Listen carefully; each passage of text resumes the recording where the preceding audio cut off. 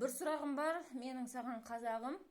Неге 31 мамырда саяси құрбандарына еске алу күні және ашаршылықта құрбан болған адамдарды еске алу күнінде неге сен, не істеп жүрсің сен Рахат фестте Алматыда? Қай әкім сол Рахат фестті өткізуге рұқсат берді?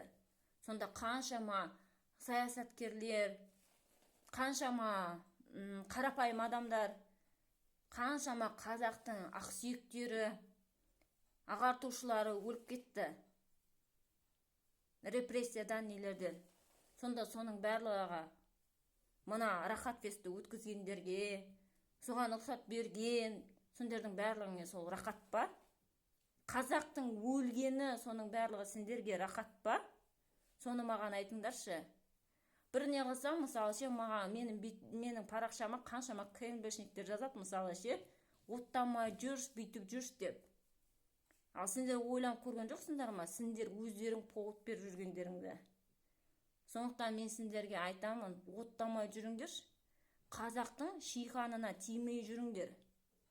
Сонымен қоса, мына әке-шешелерге жастарды жіберген қай беттеріңмен жібердіңдер сендер? Не деген мәңкүртсіңдер, не деген қазаққа дұшпансыңдар сендер? Өз балаларыңды сондай нәрсеге жіберіп жатсаңдар.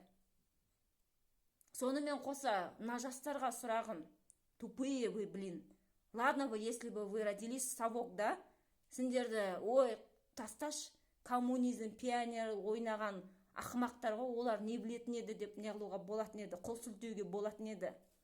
Ал сендер егеменнің жемісі, тупые, блин, не поумнели до сих пор. Не істеп жүрсіңдер сендер? 31 мамыр күні еске алу күні сендер мынандай жаңағы макси труси ма, нема түсініксіз бір шортиларды киіп алып, бұтыңдарыңдан ашып тастап, проституткілер құсап, сол фестивальда жүрсіңдер. Не істеп жүрсіңдер? Өз денелерін сатып жүрсіңдер ма сол Рахат фестте? Не істедіңдер кеше? Мозги вот здесь вот есть, уже курица бы поняла, вы понимаете, насколько вы тупые. Уже курица бы давно поняла бы за 34 года, что такое 31 мая.